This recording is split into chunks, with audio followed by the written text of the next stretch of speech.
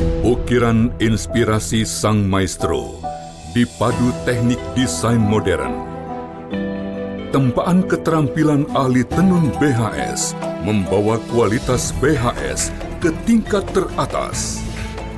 Puluhan tahun pengalaman dan dedikasi untuk sebuah mahakarya seni tenun Indonesia. BHS, The Art of Craftsmanship.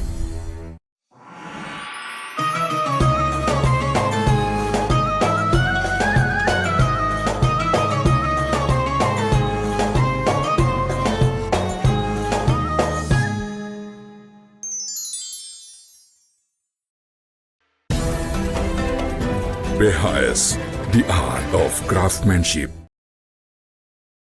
Assalamualaikum warahmatullahi ta'ala wabarakatuh. Bismillah, walhamdulillah, al khairu wa syarru bima sya'atillah. Wassalatu wassalamu ala rasulillah, Sayyidina Muhammad ibn Abdillah, wa ala alihi wa sahbihi wa mawalah, wa la hawla wa la quwata illa billah amma ba'du. Hadirin hadirat rahimakumullah, alhamdulillah. Kita dimampukan oleh Allah Subhanahu wa Ta'ala untuk terus berpuasa di siang hari dan salat tarawih serta menghatamkan Al-Quran di malam hari. Oleh karena itu di bulan Ramadan ini, mari kita juga jangan tinggalkan satu perintah Allah Subhanahu wa Ta'ala, yaitu Allah berfirman, Iyyaka na'budu wa iyyaka nasta'in. Hanya kepadamu ya Allah kami meminta dan hanya kepadamu ya Allah kami meminta pertolongan. Itulah doa yang harus kita perbanyak di bulan Ramadan ini. Ud'uni astajib lakum.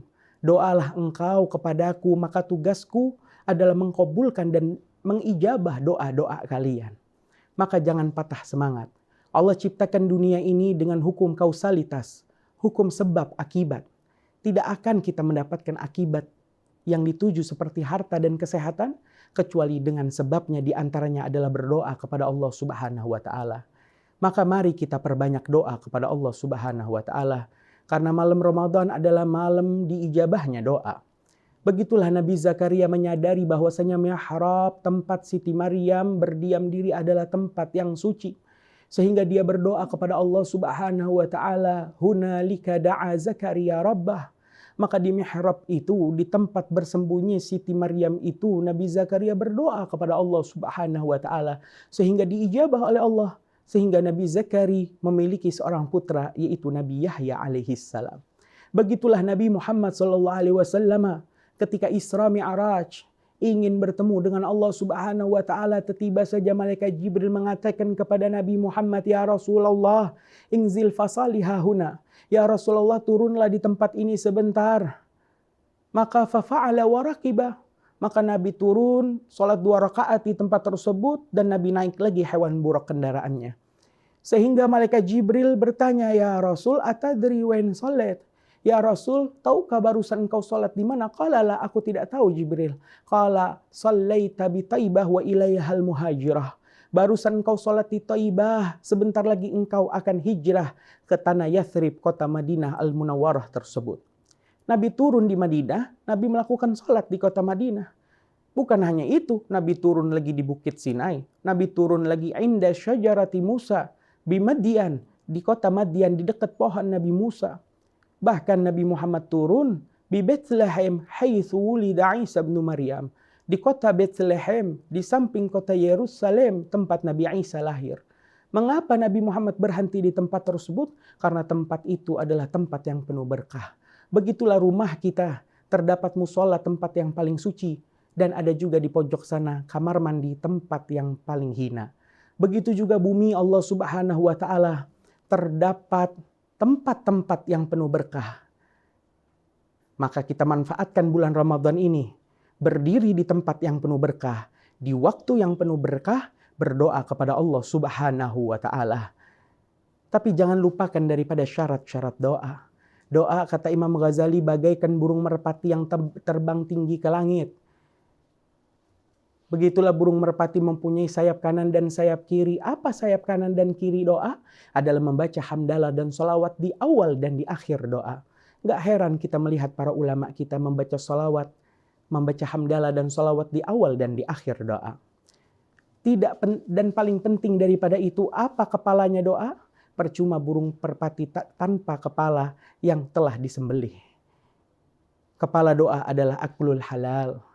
Nabi Muhammad bercerita, "Tsumma dzakara ar-rajul yutilus safar, asy'atha aghbara yamuddu yadayhi ila as-sama'i faqala ya Rabbi, wa mat'amuhu haram, wa malbasuhu haram, wa mashrabuhu haram, wa ghudhiya bil haram, fa anna yustajabu lahu." Nabi Muhammad menceritakan ada seseorang melewati padang pasir, berdebu, pakaiannya compang-camping, dalam keadaan terzalimi. Doa orang yang terzalimi harus langsung dikabul oleh Allah. Tetapi kata Nabi Muhammad, mau nangis darah doanya nggak bakal dikabul oleh Allah. Kenapa? Karena pakaian yang dia beli sekian persennya dengan uang haram. Dia di rumahnya berapa hari yang lalu makan dengan makanan yang haram. Habis itu minum dengan minuman yang haram. Dan tiap hari dicekoki oleh orang tuanya dengan makanan-makanan yang haram. Fa'anna yustajabu lahu. Bagaimana Allah akan mengkabulkan daripada doanya. Dan terakhir, percumalah burung merpati mempunyai kedua sayap dan kepala, tetapi tidak mempunyai ruh atau mati. Lantas apa ruhnya doa? Adalah khusyuk. Disebutkan khusyuk adalah sukunul a'da, wa hudurul galbi, wa tafahumul qiraah. Khusyuk adalah tenangnya anggota badan, hadirnya hati, dan faham setiap untaian kata yang diucapkan di dalam doa kita. Maka mudah-mudahan kita mendapatkan doa yang diijabah oleh Allah Subhanahu wa taala. Manfaatkan bulan Ramadan ini. Sekian saja. Wallahul muwaffiq ila aqwamit thoriq. Wassalamualaikum warahmatullahi taala wabarakatuh.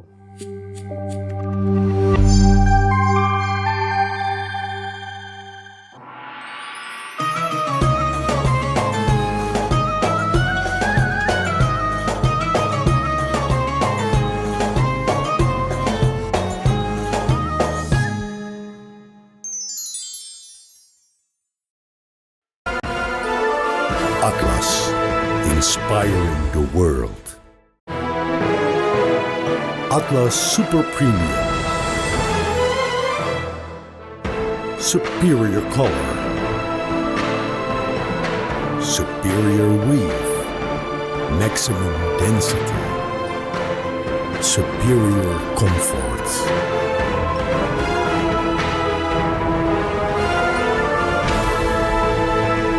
Atlas, inspiring the world by BASTEX.